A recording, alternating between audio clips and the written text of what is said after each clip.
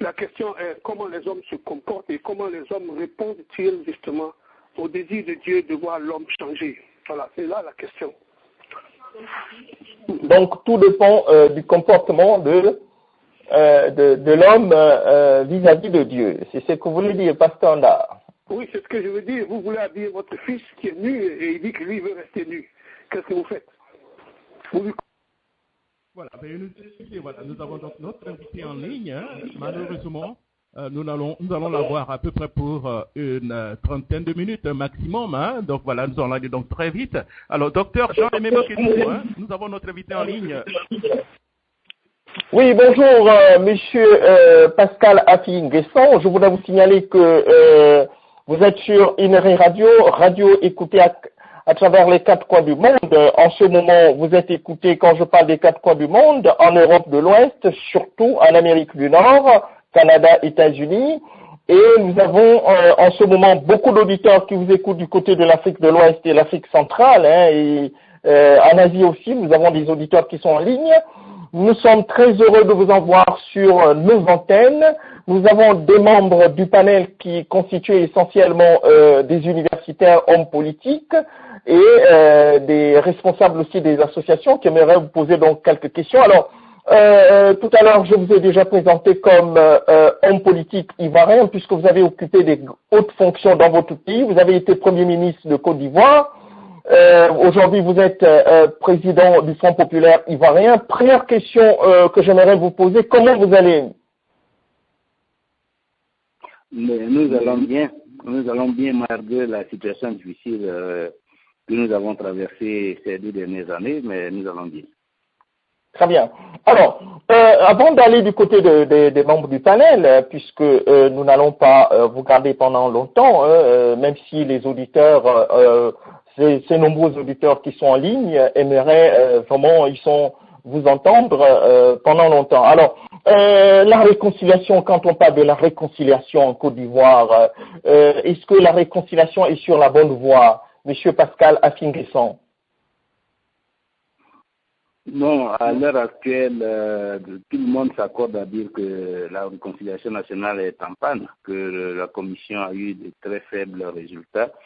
Les derniers rapports d'ailleurs des organisations internationales comme Amnesty International et la Fédération internationale des droits de l'homme l'indiquent clairement. Ce n'est pas moi dont il le dit, c'est véritablement l'unanimité que le processus de réconciliation nationale bat de l'aile. D'accord. Ça bat de l'aile. Est-ce qu'il y a quelque chose qui pourra, si vous voulez donc, enraciner cette réconciliation nationale dans votre pays? Que faut-il faire? Nous avons engagé une initiative que nous avons appelée les États généraux de la République parce que notre constat est que la réconciliation nationale est prise en otage par le processus judiciaire classique mis en œuvre par le gouvernement et qui consiste essentiellement, comme tout le monde s'accorde à le dire, en une justice des vainqueurs. Ce n'est pas donc par la justice des vainqueurs où on poursuit essentiellement les partisans du président Laurent Gbagbo et où tous les criminels du bord de M. Alassane Ouattara jouissent d'une totale impunité. Ce n'est pas par ce mécanisme de justice à sens unique qu'on peut instaurer la réconciliation, qu'on peut véritablement fonder la réconciliation. Et donc, étant donné que la justice pénale en Côte d'Ivoire n'est pas en mesure de mener une justice équitable et impartiale qui pourrait fonder un processus de réconciliation nationale franc et sincère, nous proposons, à travers une initiative que nous avons baptisée les États généraux de la République, de passer par un mécanisme qui a fait ses preuves ailleurs dans d'autres pays confrontés aux mêmes situations, à savoir un mécanisme de justice transitionnelle qui pourrait être confié à la commission Dialogue, Vérité et Réconciliation, reconstituée et restaurée dans sa mission, dans sa composition et dans sa vision. Donc nous avons une proposition, actuellement nous sommes en train de faire la propagande, la communication autour de cette initiative pour que tous les Ivoiriens s'approprient cette initiative afin que nous puissions avoir une ouverture vers la paix, la stabilité et la réconciliation. Donc la réconciliation a une corrélation avec une justice équitable dans votre pays. C'est bien ce que vous voulez dire. C'est ça. Mais partout dans le monde, on ne peut pas réconcilier. Et si un pays est confronté à des situations comme celles que nous avons vécues, on ne peut pas dire qu'on va réconcilier les uns en faisant l'impasse sur la vérité des événements, en faisant l'impasse sur, je dirais, le deuil des violences, les réparations éventuelles aux victimes et la vérité sur ce qui s'est passé. Donc, c'est véritablement un projet de justice. Mais pour cela, il faut que soit la justice pénale est suffisamment libre, indépendante et équipée, outillée pour pouvoir traiter les situations auxquelles elle est confrontée, soit elle ne l'est pas et en ce moment, il faut inventer, il faut trouver un autre mécanisme. Et c'est ce qui se passe en général dans les situations de crise où il y a eu des évacuations massives, où il y a eu beaucoup de violence. Très souvent, et dans un pays qui sort de crise, où les institutions sont affaiblies, où la justice elle-même, elle est délabrée, elle est souvent dominée, asservie par le pouvoir exécutif, on ne peut pas compter sur un système judiciaire de cette nature pour fonder la réconciliation. Et c'est pourquoi nous proposons la justice transitionnelle, qui est un système qui est expérimenté partout, dont les principes d'ailleurs sont édictés par les Nations Unies, principes à savoir connaître la vérité, rendre la justice, accorder des réparations aux victimes et mettre en œuvre des réformes politiques et institutionnelles afin d'éviter la répétition des violences passées. Toutes les propositions que vous êtes en train de faire, avant de poursuivre cette émission, permettez-moi de vous rappeler que vous êtes sur l'émission de Jacques Roger Show, ainsi que l'émission Dr Mouketou reçoit. Nous sommes en édition spéciale. Nous recevons M. Pascal Afi Nguessan, homme politique ivoirien. Vous êtes très nombreux en ce moment. C'est le Dr Mouketou reçoit. Alors, M. Pascal Afi Nguessan, je suis originaire du Gabon. Vous avez parlé de tous ces éléments en rapport avec la réconciliation avant d'aller sur le deuxième sujet. Est-ce que tous les éléments que vous venez d'évoquer ici, vous les avez présentés auprès des instances internationales, à l'instar de l'ONU? Oui, nous venons d'adresser les thèmes de référence de notre proposition à l'Organisation des Nations Unies en Côte d'Ivoire, donc à l'ONUCI, qui est une représentation de l'ONU. Nous l'adressons aussi à tous les partenaires de la Côte d'Ivoire. Toutes les représentations diplomatiques en Côte d'Ivoire vont être saisies. J'ai signé les courriers avant même d'effectuer la mission que j'effectue à l'intérieur du pays. Donc, dès demain, toutes les ambassades africaines, européennes auront notre document. L'ONUCI aura notre document, l'Union européenne, l'Union africaine, la CEDEAO. Les organisations non gouvernementales comme la Ligue ivoirienne des droits de l'homme, le Mouvement ivoirien des droits de l'homme, toutes ces organisations qui défendent les droits de l'homme auront nos propositions. Nous avons commencé des rencontres avec les partis politiques qui étaient avec nous dans la majorité présidentielle pour les informer, pour expliquer le contenu de cette initiative. Donc nous avons un programme de communication qui va démarrer dès demain pour faire pour que nous nous approprions tous au niveau de la Côte d'Ivoire ce concept, que nous nous rassemblions autour de cette idée. Et si nous réussissons donc à faire la mobilisation, si nous réussissons à convaincre le gouvernement de nous engager ensemble dans cette voie, je pense que ce serait une opportunité pour permettre à la Côte d'Ivoire évidemment de débattre franchement de toutes les violences qu'il y a eu, mais surtout de débattre aussi franchement des causes profondes qui sont à la base des crises à répétition que le pays connaît depuis une vingtaine d'années. Parce que dans la situation actuelle, la réconciliation, ce n'est pas seulement s'embrasser, se serrer la main et oublier le passé, c'est surtout faire la vérité sur les événements et comprendre les causes des violences, les causes des crises. Parce que la Côte d'Ivoire est en crise depuis près de 20 ans. Je dirais que depuis que nous sommes entrés dans le multipartisme, nous n'allons que de crise en crise. Et la dernière crise la plus grave, c'est la rébellion armée, dont le prolongement a été la crise post-électorale. Il faut qu'on s'asseye. Cela veut dire que nous avons de grandes contradictions. Nous ne nous entendons pas sur la manière de vivre ensemble, de de compétir pour l'accession au pouvoir. Nous sommes même pas d'accord sur le principe de la nationalité. Nous ne sommes pas d'accord sur la manière de gérer le foncier rural.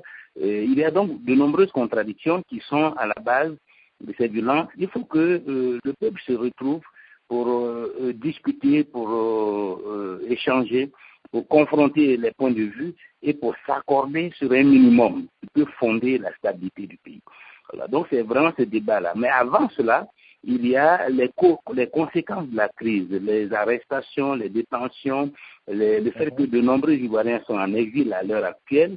Il y a aussi les victimes, ceux qui ont perdu des parents, qui ont vu leurs biens pillés, qui ont vu leur village incendié. Et toutes ces questions-là, il faut les traiter. Donc, dans notre démarche, nous avons deux étapes. La première étape que nous proposons au gouvernement et dans laquelle nous sommes à l'heure actuelle, c'est le dialogue politique avec le gouvernement pour apaiser la situation. Parce qu'aujourd'hui, nous sommes vraiment face à face. Il faut réussir à se mettre côte à côte. Et donc, pour cela, nous demandons au gouvernement de libérer tous nos camarades qui sont encore en prison, de permettre le retour de tous ceux qui sont en exil, et de libérer les domiciles, les biens privés qui sont aujourd'hui illégalement accaparés par des partisans du régime, de dégeler les comptes bancaires de tous les pro-Gbagbo qui sont l'objet de sanctions. Et lorsqu'on aura donc décrispé l'environnement national, apaisé les cœurs, on va dans un grand forum, c'est ce grand forum que nous appelons les États généraux de la République, qui sera composé des représentants de toutes les couches socio-professionnelles et qui va, disons, cette grande instance, débattre des questions profondes. La question de l'éligibilité, les questions liées à la Constitution, la question liée aux institutions, quel système politique nous voulons pour la Côte d'Ivoire, pour que chacun se retrouve et que tous nous soyons d'accord. Quel cadre électoral, quelles sont les lois électorales qu'il faut mettre en place pour garantir des élections libres, transparentes, équitables. Et puis, il y a la question de la liberté, de la démocratie, de l'état de droit. Il faut aussi que nous voyions la question de la justice. Quelle justice? Comment prôner, comment favoriser, je dirais, l'indépendance de la justice, une justice véritable qui va, elle aussi, accompagner la démocratie, accompagner la paix dans le pays. Donc, nous avons identifié cette thématique qui ferait l'objet des débats politiques. Donc, ces États généraux auraient deux phases. Une phase judiciaire pour parler de toutes les violences passées, de toutes les arrestations, des poursuites judiciaires, pour identifier, disons, recenser les victimes, identifier les auteurs, les faire comparaître, les écouter, et obtenir la reconnaissance des fautes par des auteurs, les réparations à accorder aux victimes, et puis ensuite nous passerons dans une phase politique qui sera une phase de débat franc, approfondi sur les questions qui nous divisent. Bien. Merci, Monsieur Pascal Affi-N'Guessan, puisque vous nous avez demandé 30 minutes. Nous avons beaucoup d'auditeurs qui aimeraient vous écouter encore pendant longtemps. Vous avez parlé de la situation politique, mais moi, si je vous posais la question en rapport avec la situation sociale, économique et démocratique, comment va votre pays sur le plan social, économique et démocratique? Sur le plan social et sur le plan démocratique, la situation est très difficile. Aujourd'hui, au plan social, le pays vit une vraie crise sociale, aussi bien du point de vue du niveau de vie des populations, du point de vue de l'extension de la pauvreté. Actuellement, le taux de pauvreté qui était dans les années 96 autour de 36%, est aujourd'hui, à l'heure où je vous parle, à 61,5%. Ça veut dire que pratiquement toute la Côte d'Ivoire est en train de basculer dans la pauvreté à cause donc de ces crises à répétition. La vie est très chère. Il y a même un terme qui circule à l'heure actuelle en Côte d'Ivoire, c'est que l'argent ne circule pas. Et le président de la République répond que l'argent ne circule pas parce qu'il travaille. Donc ça fait l'objet donc de beaucoup de commentaires, de colibés. Tout ça pour dire que les Ivoiriens aujourd'hui vivent difficilement. Ils arrivent difficilement à avoir un repas par jour. Il y a beaucoup de chômage. L'économie ne marche pas bien. Les finances publiques sont asséchées. Et les investisseurs ne viennent pas parce que la situation politique reste précaire. Et le gouvernement lui-même est obligé donc de recourir à des des emprunts obligataires.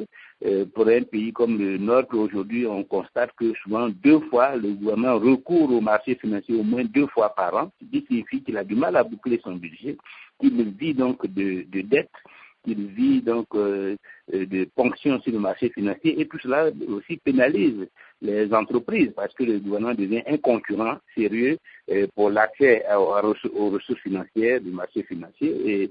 Et donc, c'est dire que la situation est difficile. La situation sécuritaire elle est très préoccupante.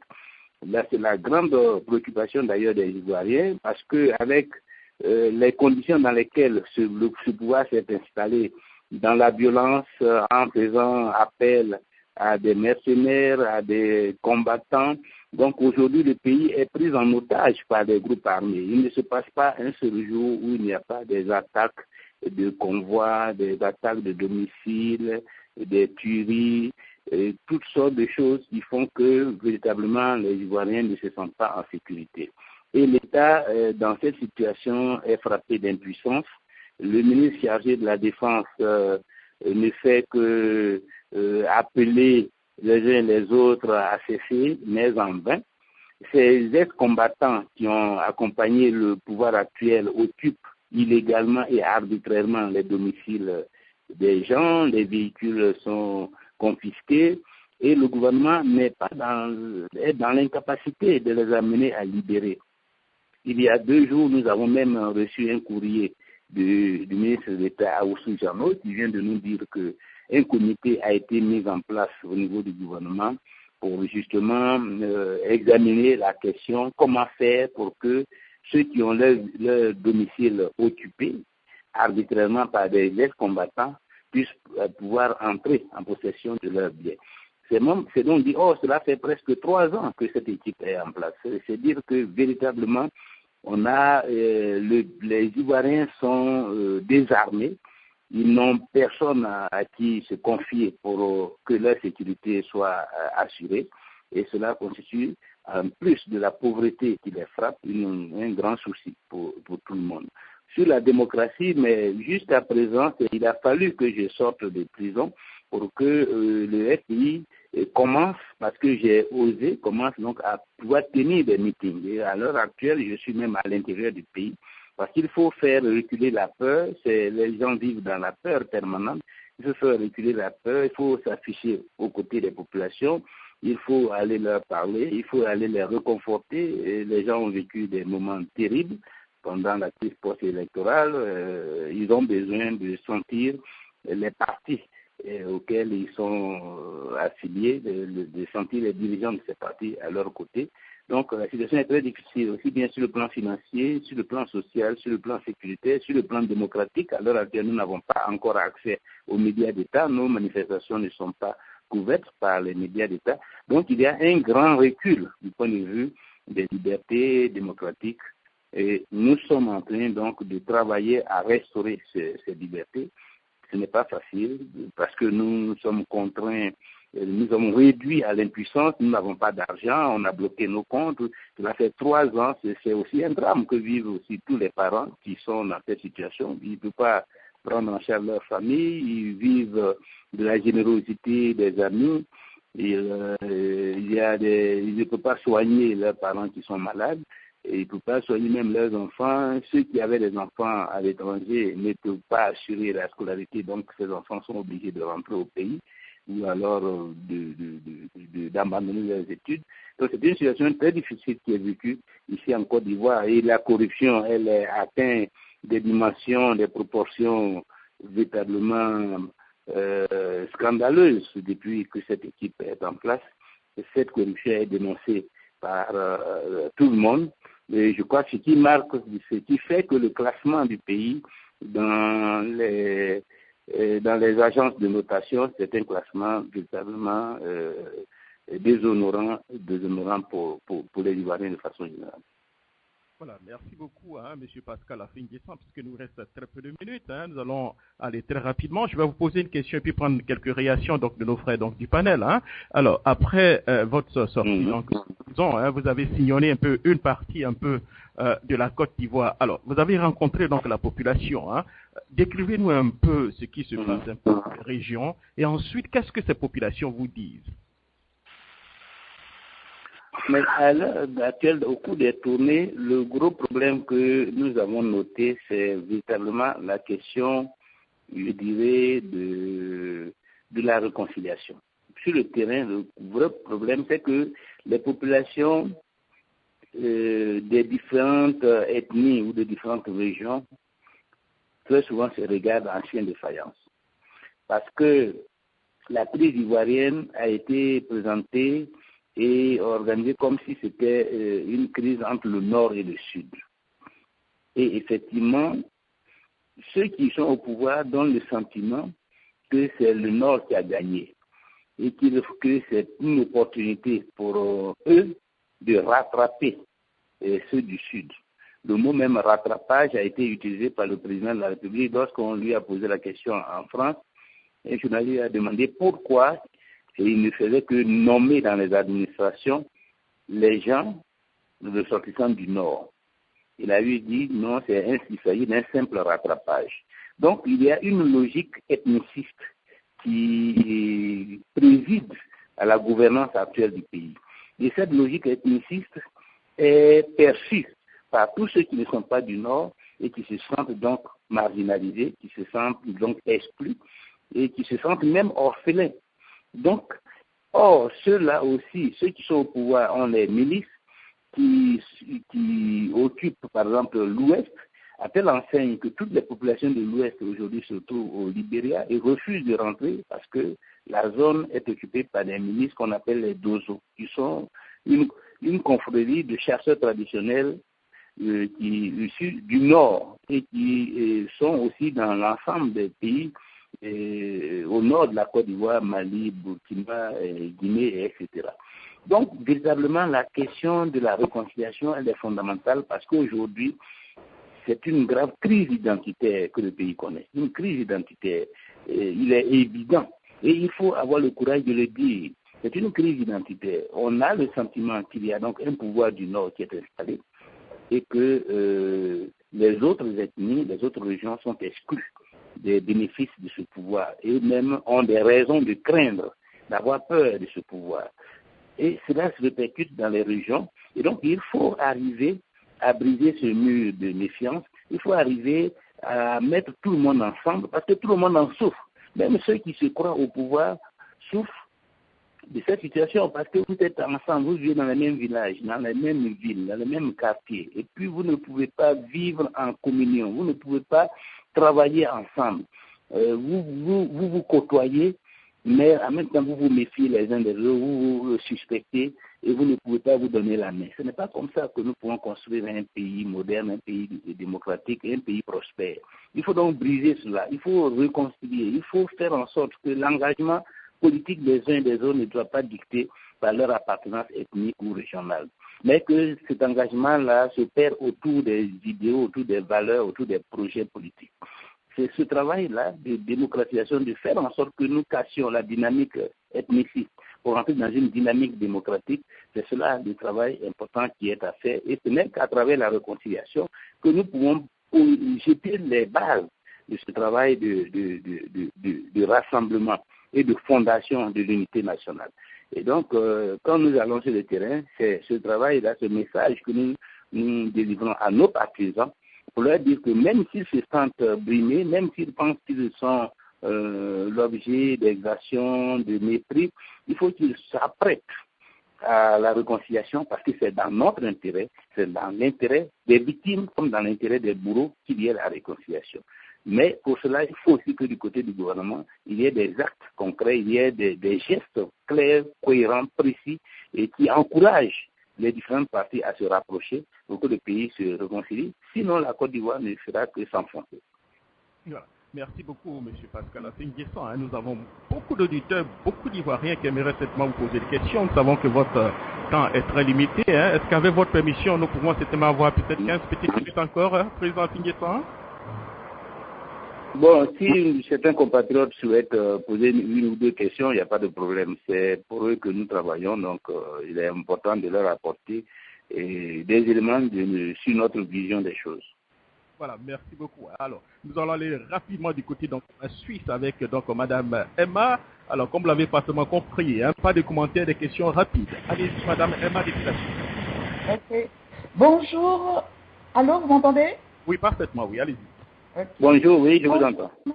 Solange, je dis bonjour à Monsieur Afin Guessan.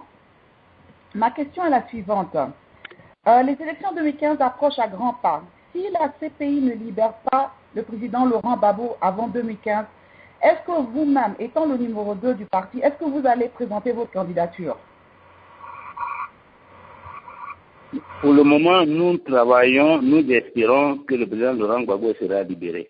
Voilà. C'est cela qui est important et nous ne voulons pas, nous travaillons. De toute façon, nous sommes un parti politique. Nous devons travailler pour l'avenir. Donc, dans tous les cas de figure, le FPI aura un candidat et le FPI travaille à créer les conditions pour avoir un candidat à l'élection présidentielle future. Voilà. Merci beaucoup. Nous allons donc aller en Floride avec M. Mathieu Boisbré. M. Boisbré, allez-y pour votre question. Oui, Jacques, merci. Bonjour, Monsieur le ministre. Je veux adresser ma question ici à M. Afin Guessan, l'homme d'État. Vous avez été Premier ministre du président Gbagbo et on constate aujourd'hui dans la gestion de la Côte d'Ivoire que vous aviez une vision très différente de celle qui nous est donnée de constater aujourd'hui. Le président Ouattara a fait d'innombrables voyages à travers le monde et son Premier ministre a fait, comment il s'appelle, M. Duncan nous a informé que ces voyages font tomber d'énormes pluies de milliards sur la Côte d'Ivoire. Alors, comment vous étiez pris pour gérer ce pays sans voyager à l'extérieur? Et puis, vous allez nous donner des informations si possible. Est-ce que ces pluies de milliards là, qui tombent de l'extérieur sont-elles des dettes que nos enfants vont rembourser demain ou alors ce sont des dons qu'on fait à notre gouvernement parce que c'est un gouvernement qui gère bien le pays? C'est très important pour les Ivoiriens. Bon, je ne sais pas, personnellement, je suis en Côte d'Ivoire, mais je n'ai pas encore senti ces pluies de milliards, puisque les Ivoiriens, comme je l'ai dit, et comme je l'ai indiqué, vivent dans la pauvreté la plus grave. Donc, il n'y a pas de pluie de milliards ici.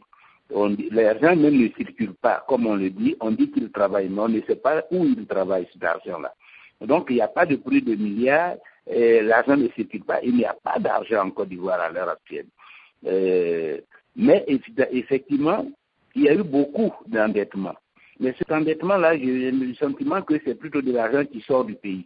Ce sont de l'argent que l'on emprunte, mais qui ne sert pas l'économie nationale, qui ne sert pas, disons, les Ivoiriens, mais qui sert des intérêts étrangers. Et donc, cela donc ne participe pas à l'animation de la vie économique du pays.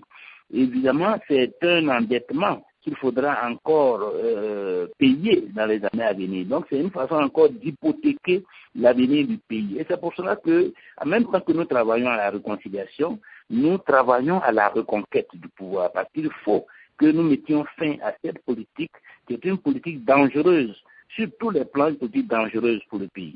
Une politique où nous ne sentons même pas une vision claire. Nous ne savons pas à l'heure actuelle où nous allons. Mais en tout cas, ce qui est sûr, c'est que nous n'allons pas vers la prospérité, nous n'allons pas vers l'unité du pays, nous n'allons pas vers le bien-être des populations ivoiriennes. Il faut donc tout faire pour créer les conditions de la reconquête. C'est cela notre objectif stratégique. De manière à mettre fin à cette politique imprévoyante, à cette politique de division, à cette politique qui n'a aucune perspective, qui n'a aucune vision, qui n'a aucun projet, et qui vise uniquement à distribuer des dividendes financiers à des partenaires, à des parrains, à des gens qui vous ont aidé à accéder au pouvoir et à appauvrir les Ivoiriens en conséquence. Donc, nous sommes mis dans une logique, quand le président Gbagbo Laurent était au pouvoir, à la fois de désendetter la Côte d'Ivoire, de restaurer la prospérité du pays et de redistribuer les richesses nationales de manière à améliorer la vie quotidienne des Ivoiriens. C'est dans cette vision que nous avons travaillé. Les résultats sont là. On a quand même pu améliorer substantiellement la situation sociale des Ivoiriens et notamment des travailleurs de la fonction publique. Voilà, nous allons aller donc du côté donc, de Boston avec Sister Sarah Geneviève. Alors, Sister Sarah, vous êtes en ligne. Pas des commentaires, questions, s'il vous plaît. Oui. Merci, Jacques. Bonjour à M. Afin Guessan. Je ne voulais pas faire de commentaires, mais Jacques, est-ce qu'on peut faire une petite palabre de 30 secondes avec M. Afin Guessan? Parce que je n'aurai plus cette occasion, s'il vous plaît. Non, M. Afin Guessan est vraiment fatigué de parler. Je pense très bien. Non, mais parce que son parti nous a placés dans la gadoue et je voudrais vraiment le lui dire. Tout ce qu'on vit aujourd'hui en Côte d'Ivoire, c'est leur faute. Voilà, ils nous ont menés dans une politique très irresponsable et aujourd'hui on a des problèmes. Maintenant ma question, M. Afin Guessan, merci Jacques, ma question, M. Afin Guessan, c'est de savoir quelle parade vous avez quand les élections vont arriver et que M. Ouattara va décider de vous remettre en prison parce que vous êtes en liberté provisoire. Donc j'ai l'impression que tout ce que vous faites là, pour le M. Ouattara, demain il peut dire remettez-les en prison, ils sont coupables. Alors, est-ce que vous avez prévu une stratégie qui va permettre au FPI demain de présenter quelqu'un, même si vous n'êtes pas là, comme par exemple M. Gbagbo n'est pas là? Merci Jacques. Merci M. Afin Guessan. M. Afin Guessan, je vous signale que si Sarah est proche donc de l'opposition. Mais si madame souhaite que j'aille en prison, si elle souhaite le plus grand malheur au FPI, quel est son intérêt de s'intéresser si le FPI va avoir un candidat ou pas? Si votre objectif c'est d'éliminer vos adversaires politiques, ne vous préoccupez pas de savoir s'ils vont aller aux élections ou pas. Préoccupez-vous seulement de mettre les gens en prison et puis de gouverner seul, en espérant que de cette façon, vous allez développer la Côte d'Ivoire. Parce que vous dites que nous, dans la situation actuelle, c'est le FPI. Ce n'est pas le FPI qui a pris les armes en 2002 contre la République. Ce n'est pas le FPI qui a fait le coup d'État militaire de 1999. Ce n'est pas le FPI qui a attaqué la Côte d'Ivoire.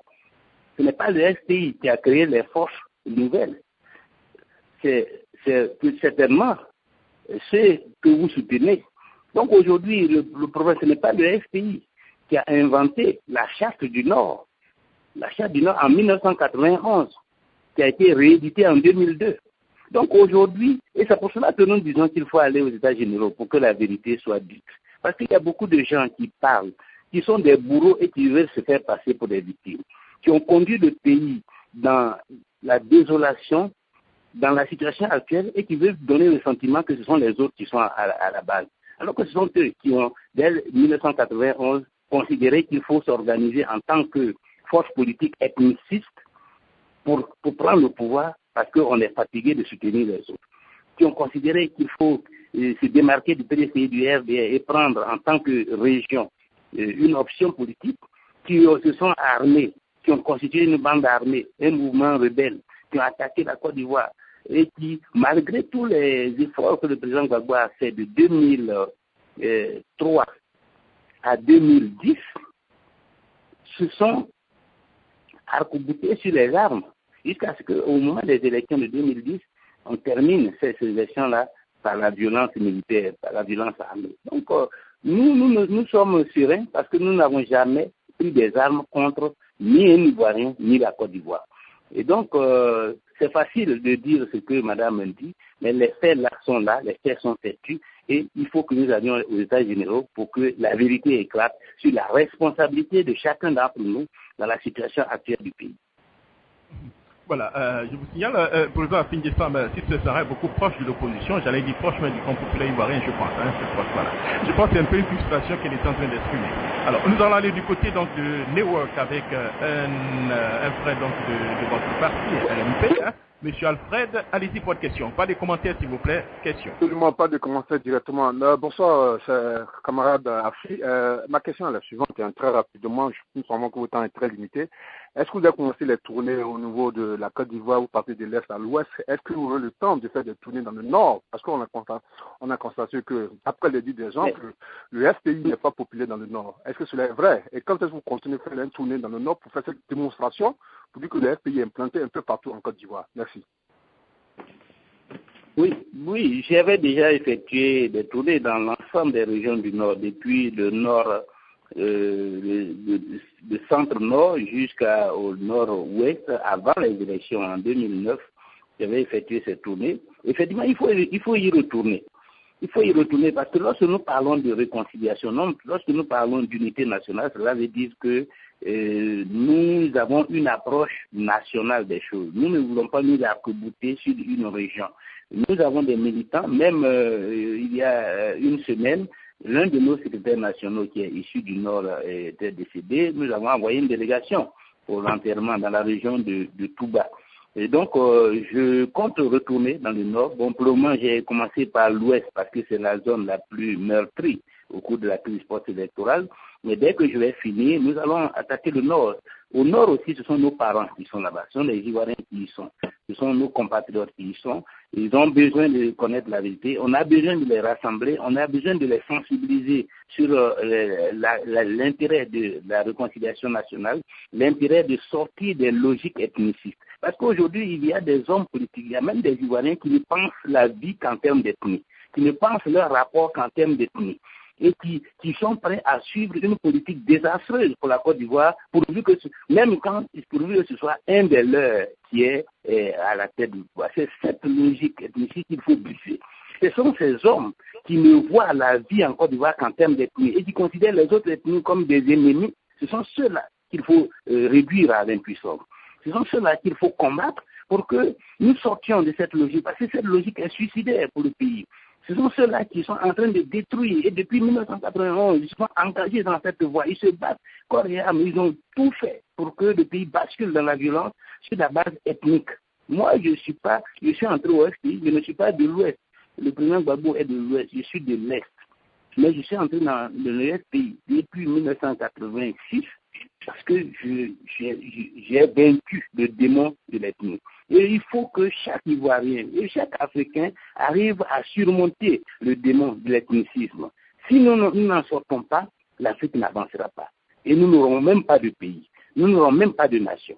Si nous n'avons pas de nation, nous ne pouvons pas être un pays développé, un pays prospère. Tous les pays aujourd'hui qui avancent sont des pays qui ont exorcisé le démon de l'ethnie, le démon du régionalisme. Il faut que nous arrivions à cela.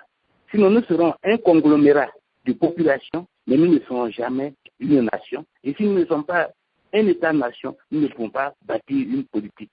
Nous passerons notre temps à nous combattre les uns les autres, à nous autodétruire et donc à laisser les ressources que nous avons entre les mains de puissances extérieures. Donc nous allons partir au nord, partout où il y a des Ivoiriens, nous serons pour prôner la réconciliation, pour délivrer le message de rassemblement autour d'une vision que nous avons pour vous, d'une vision socialiste pour le développement de la Côte d'Ivoire, d'une vision humaniste, d'une vision de la liberté et de la dignité. C'est cette vision-là que nous allons promouvoir. Nous serons mieux reçus dans certaines régions que dans d'autres, mais dans tous les cas, nous ne renoncerons pas à cette responsabilité de rassembler la Côte d'Ivoire pour fonder une nation solidaire, une nation prospère. Allez, côté de Maryland avec Madame Yohan. Madame Yohan, allez-y pour votre question. Hein. Pas des commentaires, s'il vous plaît, une question. Hein. Allez-y, Madame.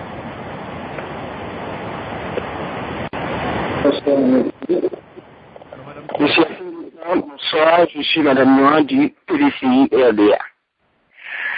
La rumeur que nous recevons ici nous dit que vous avez été libéré sous caution, entre guillemets, pour entrer au gouvernement de Ouattara. Est-ce que cette rumeur est vraie?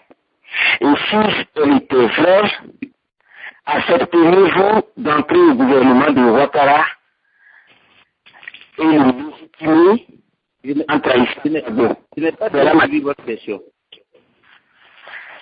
La question est la suivante. Vous m'entendez? Oui. Oui.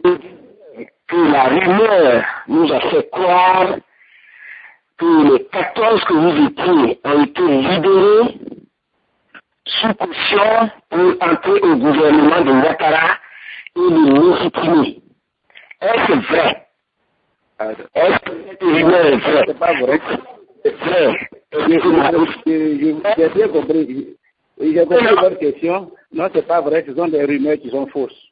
Personne ne nous a proposé quoi que ce soit et personne ne nous a posé des conditions à notre libération. Bon, donc ce qui veut dire que vous n'entrerez pas au gouvernement. Si vous entrez au gouvernement, vous allez trahir votre combat et trahir Gbagbo qui est encore en prison. Voilà ce que je voulais ajouter. Merci. Ok. Ok, merci beaucoup. Voilà, merci. Alors, nous allons aller donc du côté, rester donc à Maryland avec le pasteur Nda. Pasteur Nda, vous l'avez parfaitement compris, hein, voilà. Pas de commentaires, une question rapide. On n'a pas l'occasion d'avoir M. Afin Guessa. C'est une occasion pour lui poser une question que tout le monde pose depuis un certain temps sans réponse. Bonjour M. Afin Guessa. Nous avons une question, j'ai une question pour vous. Avez-vous sous-estimé la détermination de l'opinion internationale, de la communauté internationale et de ceux qui voulaient à tout prix accéder aux affaires? Est-ce que vous avez vraiment sous-estimé leur acharnement, quoi qu'il en coûte, d'arriver aux affaires?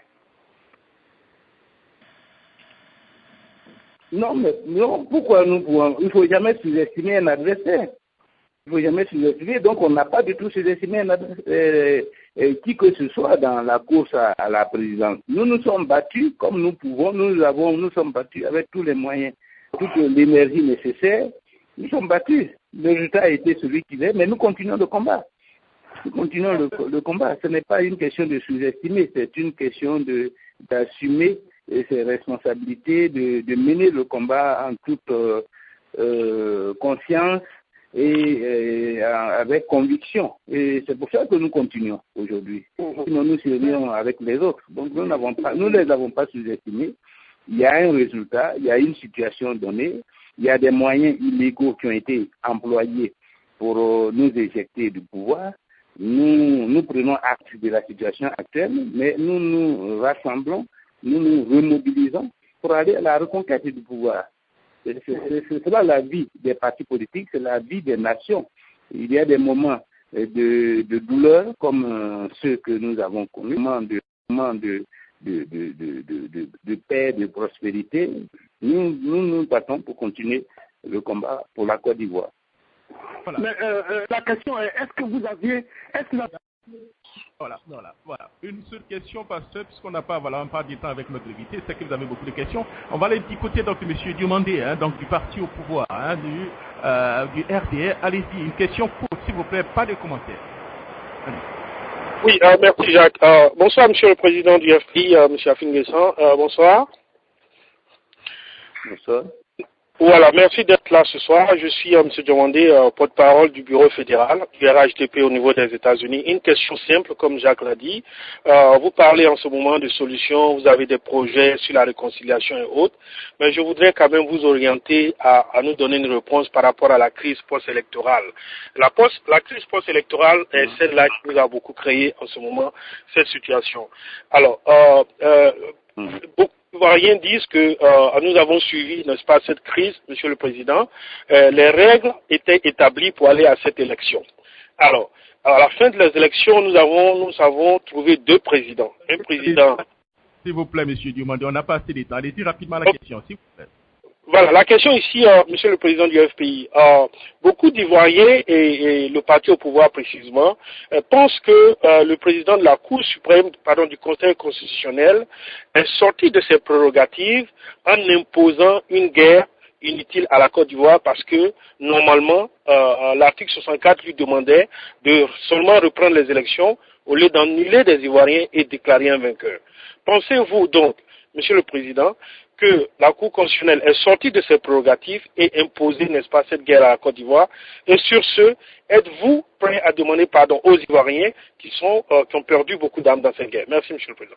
Vous voulez que ce soit une question d'actualité, je crois que nous avons déjà dépassé un peu cela. Bon, Président Afi, je ne sais pas si vous voulez répondre à cette question, allez-y. Oui, bon, comme vous le dites si bien, ce n'est pas la question qui est d'actualité aujourd'hui. Mais comme mon compatriote semble s'intéresser à cela, je voudrais quand même faire deux mises au point. D'abord, on ne peut pas dire que c'est le Conseil constitutionnel qui a dit à ceux qui ont pris les fusils de prendre les fusils pour attaquer. Même en supposant même que le Conseil constitutionnel soit sorti de ses missions, de ses responsabilités, ce qui n'est pas vrai, mais ce n'est pas une raison pour prendre des fusils et commencer à attaquer et faire la guerre. Il n'y a aucun lien entre un conflit, une contradiction, un contentieux électoral et la guerre. Il n'y a aucun lien.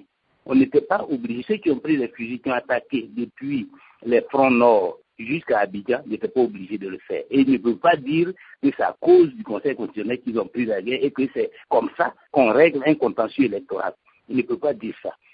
D'autant que le président Gbagbo a demandé un recomptage international.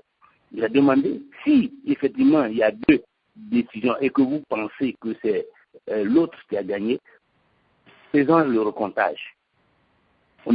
Et si le recomptage conclut que c'est M. Ouattara qui a gagné, je lui cède le pouvoir. Pourquoi choisir les fusils à lieu et place d'un recomptage électoral? Donc on ne peut pas du tout, il ne faut pas chercher des boucs émissaires, il ne faut pas chercher parce que on a gagné cette guerre, chercher à culpabiliser les autres sur les violences qu'il y a eu, sur les morts qu'il y a eu. Ce sont ceux qui ont pris les armes pour attaquer, ce sont ceux qui sont les premiers responsables de toutes les violences et de tous les morts. Et ça, quelque chose ce qu'ils vont dire aujourd'hui, parce que soit ils sont au pouvoir, l'histoire rétablira la vérité. L'histoire rétablira la vérité. Et donc, il faut mieux dire la vérité dès maintenant et ne pas chercher des boucs émissaires, ou ne pas chercher à justifier par une quelconque une non-application d'une loi. Ce n'est pas cela. Les crises, il y en a partout à travers le monde, des crises où les gens ne s'entendent pas sur quelque chose. Mais ils ne vont pas prendre des fusils pour se tirer dessus. Ils discutent, ils trouvent des médiations, ils trouvent des facilitations, et puis ils trouvent une solution. Surtout quand il s'agit des mêmes peuples. Mais on ne peut pas comprendre que nous allons les élections, parce que nous ne sommes pas entendus sur les résultats. Un camp prend les fusils et puis il commence à tirer sur l'autre camp. Et puis il y a des morts. Il y en a qui ripostent, il y en a qui se défendent, et puis il y a des morts. On gagne, on arrête tout le monde, on les jette en prison. Plein de gens sont venus de fuir. Aujourd'hui, des milliers, des dizaines d'artistes, même des artistes, sont aujourd'hui en exil. Des footballeurs sont en exil. Les jeunes sont en exil.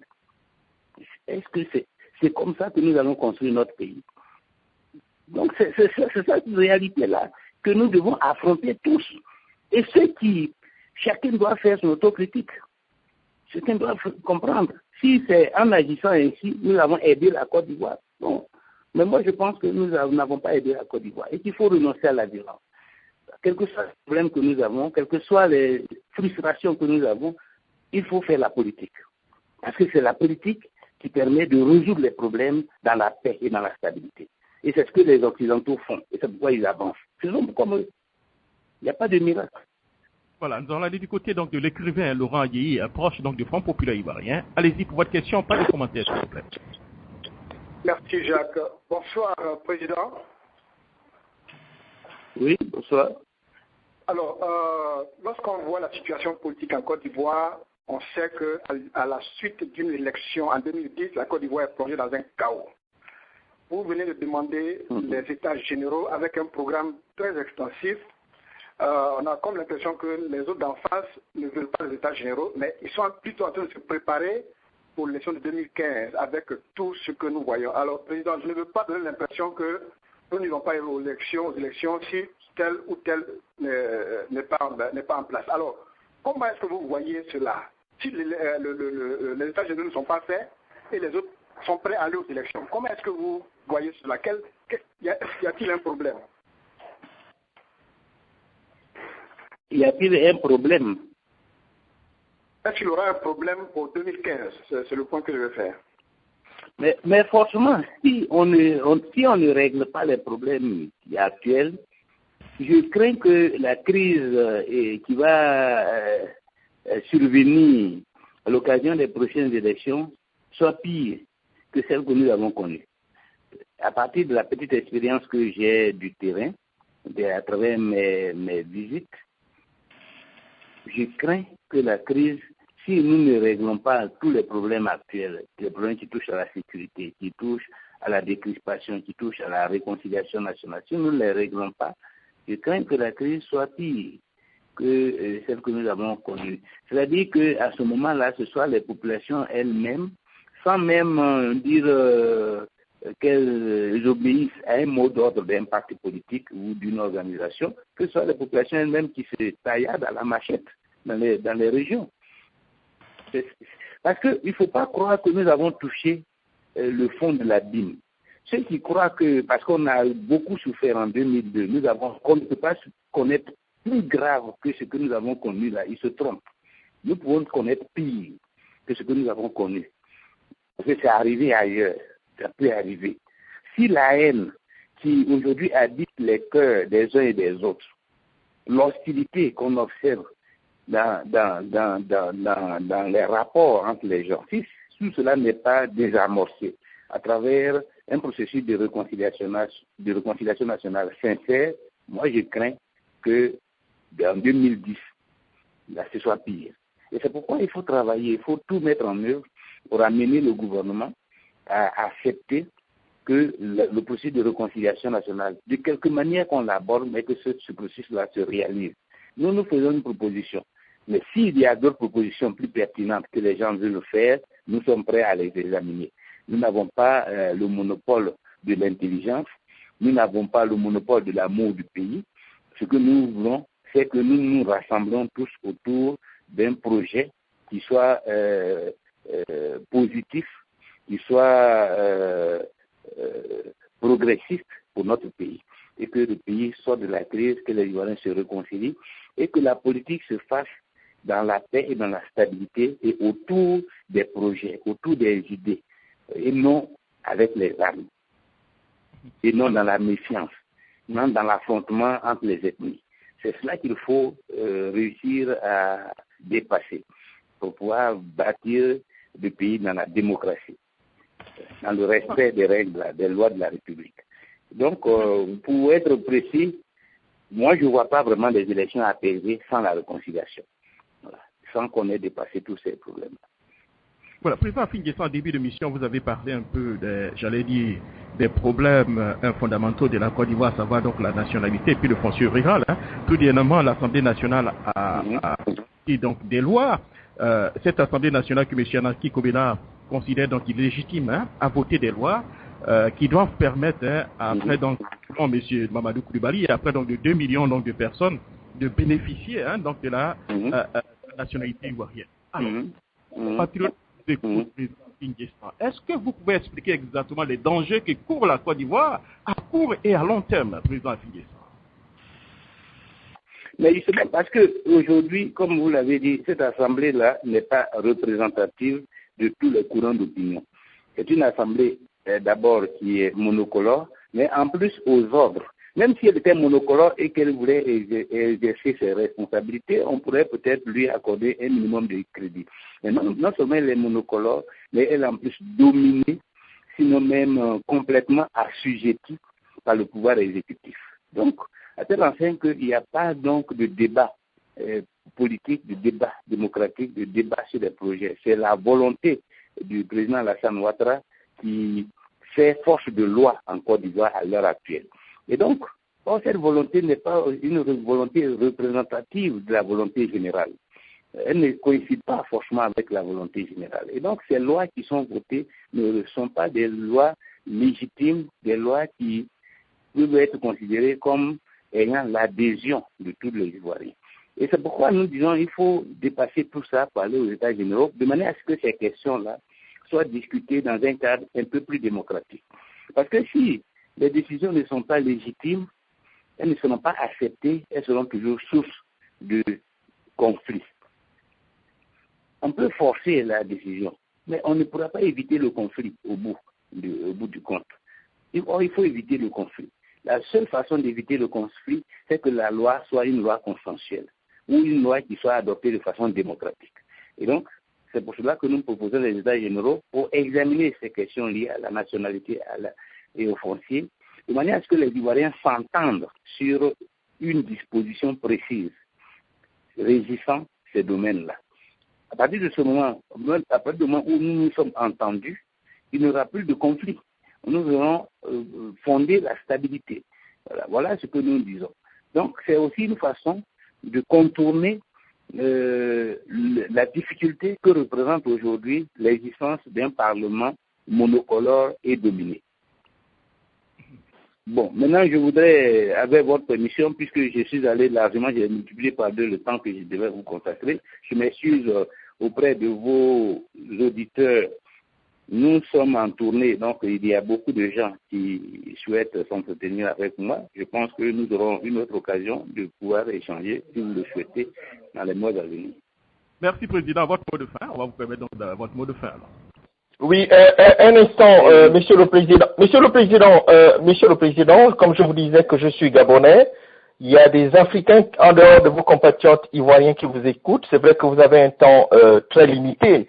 Mais permettez-moi, avant de faire votre mot de la fin, de vous demander votre avis sur ce qui s'est passé au Mali. Quelques jours seulement après la libération des 4 otages français d'Arly, Claude Vernon, Ghislain Dupont, 2 journalistes français de Radio France Internationale, en reportage dans le nord du Mali, ont été enlevés par un groupe armé et tués aussitôt, donc samedi à Kigali. Votre point de vue en tant qu'homme politique africain?